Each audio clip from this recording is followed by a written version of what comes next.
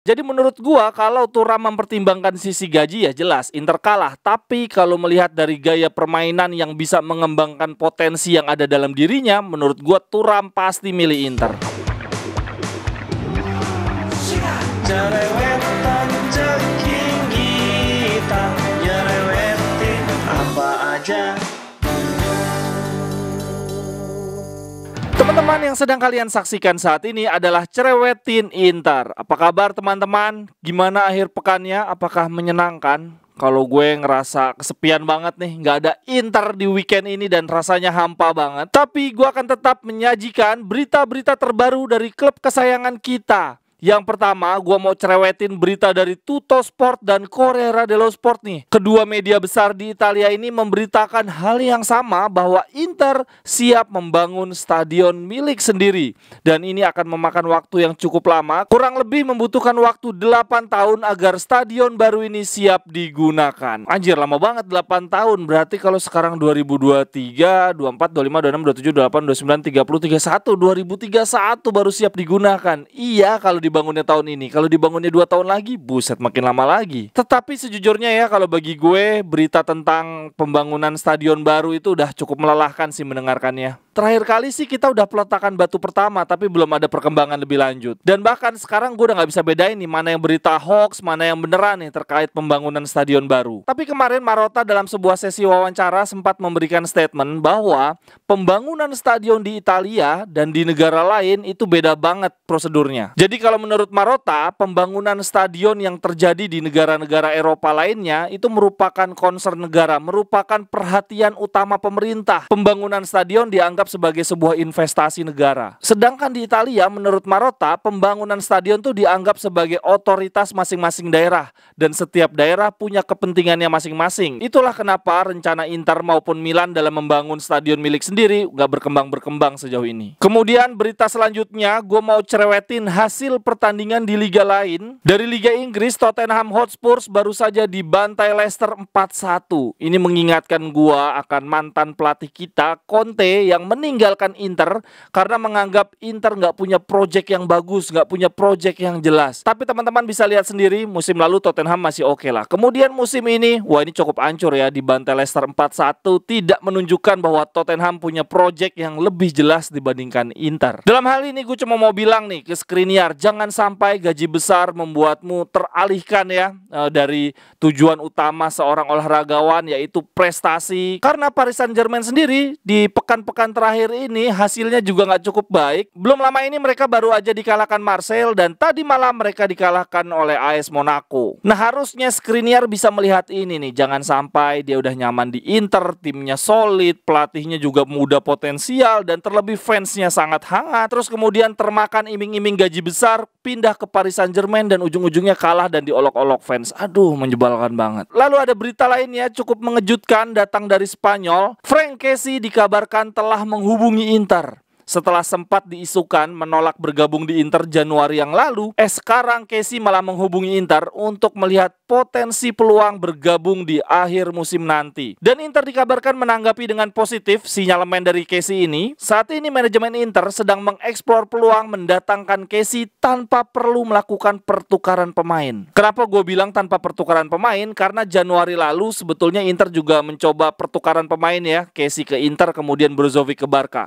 Tetapi Brozovic menolak untuk pindah. Menurut beberapa media, Brozovic yang dulu sebetulnya sudah pernah menolak untuk dijual oleh Inter, kemudian Januari yang lalu juga menolak ditukar ke Barcelona. Kemungkinan besar di masa depan Brozovic akan kembali menolak untuk pergi dari Inter. Brozovic menegaskan bahwa dia betah bermain untuk Inter. Sehingga kembali lagi ke beritanya Kessié, Inter sedang mencari cara bagaimana mendatangkan Chelsea tanpa perlu melepas Brozovic. Kemungkinan besar Inter akan mengajukan peminjaman dengan opsi tebus sebesar 30 juta. La Gazzetta memberitakan bahwa Çalhanoğlu adalah orang yang paling merekomendasikan Kessié. Dia adalah sosok yang paling menginginkan Inter merekrut Kessie. Kalau menurut gua musim depan kan kita ditinggal Gagliardini nih. Ya udah tinggal ambil aja Giovanni Fabian, kemudian kita permanenkan Aslani. Selebihnya ya udah, menurut gua lini tengah kita sudah cukup solid. Menurut gua lebih baik uang kita yang sangat terbatas itu diinvestasikan untuk posisi center back. Karena kan musim depan selain kita hampir pasti ditinggal Skriniar, ada kemungkinan juga kita ditinggal Acerbi, kemudian De Vrij, begitu juga Danilo D'Ambrosio. Back kita cuma sisa Bastoni. Jadi daripada menghabiskan uang untuk beli pemain tengah, lebih baik untuk pemain belakang aja. Sedangkan untuk lini depan, walaupun butuh perbaikan juga, tapi setidaknya kita masih bisa punya uang dari penjualan Joaquin Correa. Correa itu dulu kita beli dengan harga 31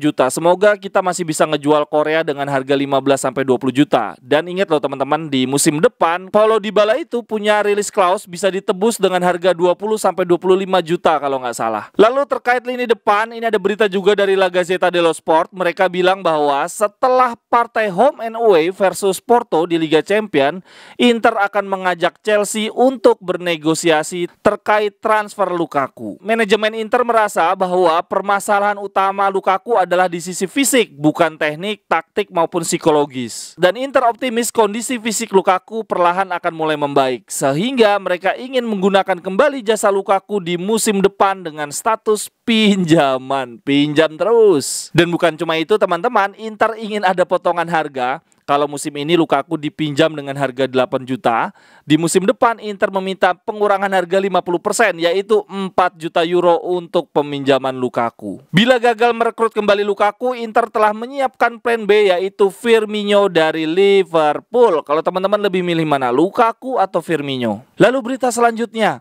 Inter tidak ingin kasus Skriniar terulang. Pemain bintang yang gagal perpanjangan kontrak dan kemudian pergi gratis. Oleh karenanya saat ini Inter sedang bekerja untuk perpanjangan kontrak beberapa pemain bintang. Salah satunya adalah Çalhanoğlu, diberikan penawaran 5,5 juta per tahunnya plus bonus dengan kontrak sampai 2026. Selain itu, Inter juga sedang bernegosiasi dengan Lazio untuk bisa menebus Acerbi dengan harga 4 juta.